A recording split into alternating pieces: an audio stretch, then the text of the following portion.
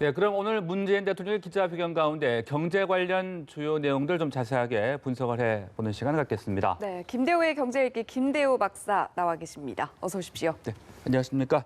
자, 그럼 여기서 이 문재인 대통령이 오늘 신년 기자회견 가운데 경제 관련된 내용 좀 직접 다시 들어보시고 대담을 이어가도록 하겠습니다. 정부는 지금의 대책이 뭔가 조금 시효를 다했다라고 판단되면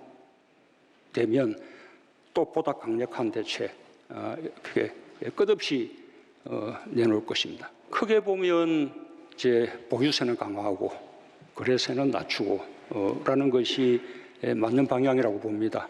분명한 것은 우리 경제에서 부정적인 지표들은 점점 적어지고 긍정적인 지표들이 점점 늘어나고 있다라는 것은 분명한 것 같습니다.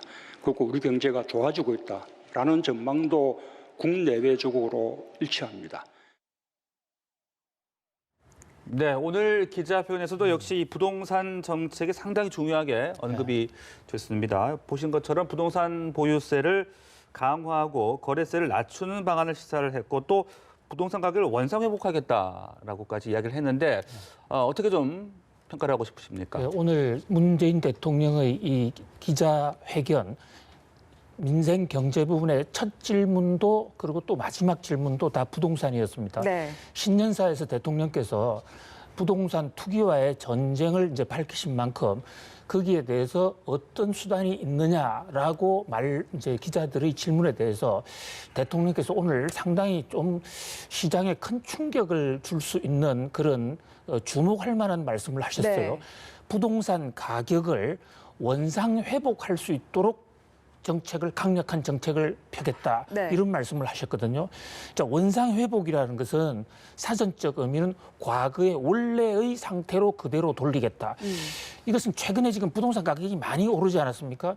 그렇다면 그동안 18번의 대책은 부동산 가격을 안정시키겠다. 오르는 부동산 가격을 좀 잡아보겠다라는 건데 대통령께서는 거기서 한 걸음 더 나아가서 이미 올랐던 그 부동산은 좀 낮춰보려겠다. 굉장히 진일보한 것이죠. 네, 이 정책대로라면 시장에는 상당한 변화가 있을 것으로 보여요. 네. 그러면 원상 회복이 과연 어느 시점이냐? 이게 이제 주목이 되죠. 한 기자는 네. 대통령에게 그 원상 회복의 기준 시점이 문재인 대통령 취임할 때냐? 그렇다면 2017년 5월 달 기준으로 모든 가격을 낮추겠다는 것이 정부의 목표냐? 이제 이런 질문이 있었어요. 그 대목에 대해서는 대통령께서는 그것은 답할 수 없는 얘기다. 그래서 구체적인 답을 아끼셨습니다. 네. 근데 그것은 아마도 가격을 얘기하게 되면 이 자본주의 경제에서 어떤 특정 가격을 얘기하면 정부가 마치 가격을 지도한다라는 오해를 받을 수도 있고 또 시장에 교란이 생길 수도 있다는 것을 우려한 상당히 신중한 배려로 보이는데 어쨌든 대통령께서는 부동산 가격을 낮추는 정책까지도 생각을 하고 있다. 그만큼 강력한 부동산 억제 대책을 펴겠다. 이런 정책적인 의지를 분명히 한 것으로 볼 수 있습니다. 네. 비슷한 맥락이긴 한데 내놓은 대책에 효과가 없으면 더 강력한 대책을 내놓겠다라고 재차 강조를 했는데 만약에 대책이 추가로 나오게 된다면 어떤 내용들이 포함될 수 있을 거라고 보십니까? 그렇습니다. 현재 지금 굵직한 대책만 놓고 봐도 12.16 대책까지를 포함하면 18번 대책을 펴셨거든요. 그런데 이제 대통령께서는 일단 현재의 12.16 대책으로 인해서 부동산 시장의 급한 불은 잡혔다라고 그렇게 지적을 했어요. 그러니까 지금 당장에는 19번째 쇼킹한 대책을 준비하고 있다거나 내놓겠다거나 이런 말씀은 하지 않았습니다. 그러나 그러면서도 현재 부동산 시장에 대해서 중요한 두 가지 포인트를 지적을 했는데요. 자, 하나는 12.16 대책으로 해서 고가 아파트, 그러니까 사실상 15억 이상 되는 아파트를 지칭을 하신 것 같은데 그 대목은 가격이 많이 잡혔다. 거래량도 많이 잡혔다. 네. 그런데 이것이 풍선 효과가 일어나서 9억 원 이하의 아파트 쪽으로 매매 가격이 오르고 있다는 점을 적시해서 문제로 이제 인식하고 있다고 그러셨거든요. 그다음에 또 하나는 지금 매매가 제동이 걸리니까 그 대신에 전세 쪽으로 가서 전세 가격이 올라가고 있는, 사실 이 두 가지가 풍선 효과라고 볼 수 있죠. 이 풍선 효과를 잘 알고 있다. 이 대목에 대해서는 타이밍에 맞게 언제든지 시장에 문제가 있다고 판단되면, 조금이라도 과열 조짐이 있다고 그러면 바로 19번째 대책을 펴겠다. 네. 그리고 19번뿐만이 아니라 끊임없이 끝까지 대책을 펴겠다. 그러니까 대책의 횟수에 제한 없이 부동산 가격 불안정에 대해서는 이 정부의 명운을 걸고라도 끝까지 계속 가격 안정화를 위해서 노력하겠다. 이런 의지를 분명히 보여줬다고 생각됩니다. 네, 부동산 가격이 과연 잡힐 수 있을지 주목을 해보도록 하고요. 또 경제 성장에 대한 이야기들도 꽤 나왔었는데 어려움 속에 지난해 선방을 했다. 그러면서 이제 긍정적인 경제 지표가 늘고 있다라고 말을 했습니다. 예. 동의를 하십니까? 예, 저도 개인적으로는 이코노미스트 한 사람으로서 기술적으로는 동의합니다. 네. 현재 지금 경제 지표, 거시경제 지표만 놓고 보면 나빠지는 것도 있고 좋아지는 것도 있는데 좋아지는 것들이 조금씩 더 늘어나고 있어요.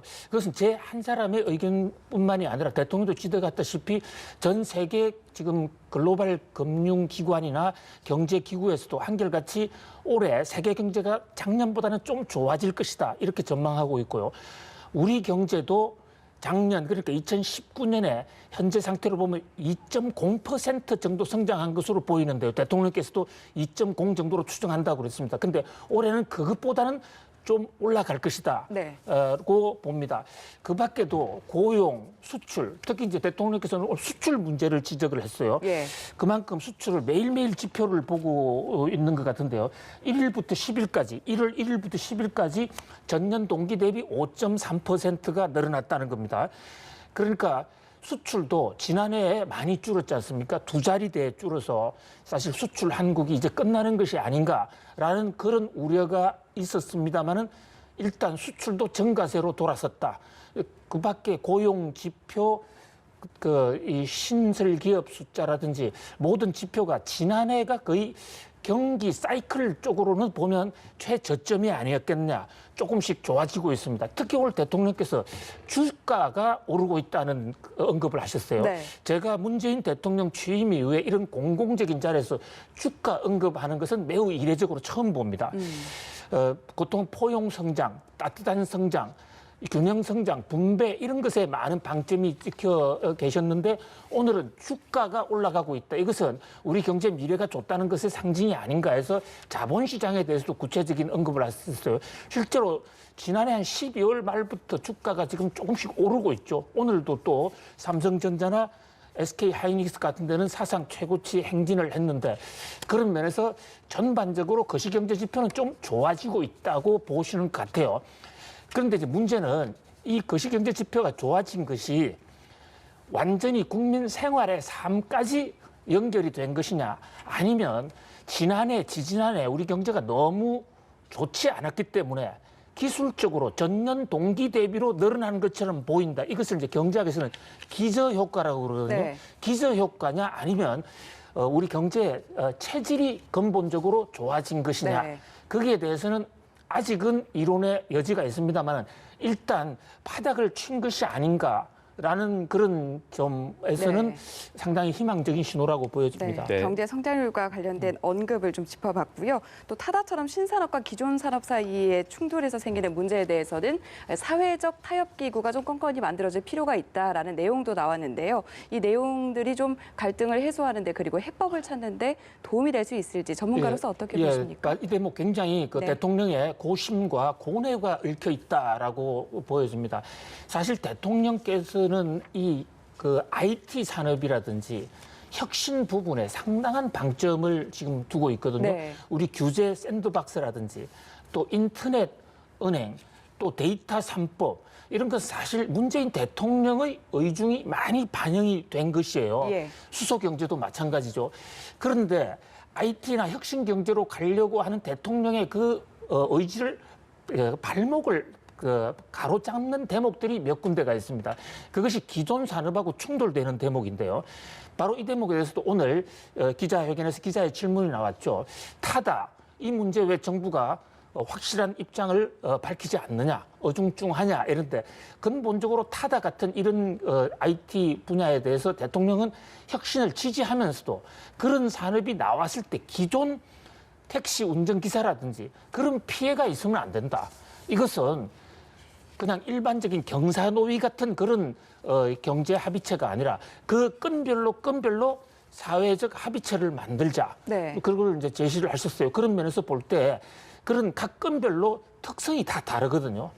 그런 면에서 좀 더 IT 업계의 현실 그리고 피해를 받게 되는 기성산업체의 그 의견이 좀 더 적확하게 전향적으로 반영될 수 있지 않을까 싶습니다. 이를테면 카카오 택시 같은 경우에도 카카오 택시로 해서 IT를 이용해서 디지털화를 하는 과정에서 기존의 택시 하는 사람들하고 같이 한다든지 그 사람들에게 보조금을 준다든지 이렇게 하면 서로 윈윈 할 수 있지 않느냐.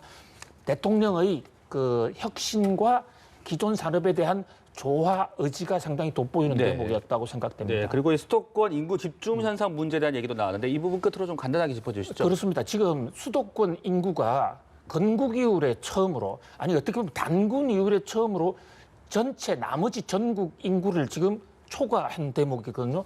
그 대목에 대해서도 상당히 그 의지를 강조를 했어요. 그러니까 현재 지금 혁신 기업이라든지 또는 공기업 지방 이전이 프로젝트가 사실 다 끝났습니다. 그것을 이후에 그 프로젝트를 만든 이후에 새로 생긴 기업도 다시 한번 지방으로 내려가는 안을 생각해 보겠다. 그다음에 정부 예산의 지방 배정분을 7대3으로 지방의 30%까지 늘리는 방안, 그리고 지방의 인프라를 확대하기 위해서 예비 타당성 검사, 이른바 예타라고 그러죠. 지방 산업에 대해서는 그런 것을 면제해주는 그런 방식으로 지방의 먹거리, 삶의 터전을 만들어줌으로써 그 지방 인구가 서울로 유출되지 않도록 한다는데도 상당히 노력을 하겠다는 그런 의지를 밝히셨어요. 네, 오늘 신년 기자회견에서 다뤄진 주요 경제 언급들 자세히 짚어봤습니다. 오늘 말씀 여기서 정리하겠습니다. 고맙습니다. 그렇습니다.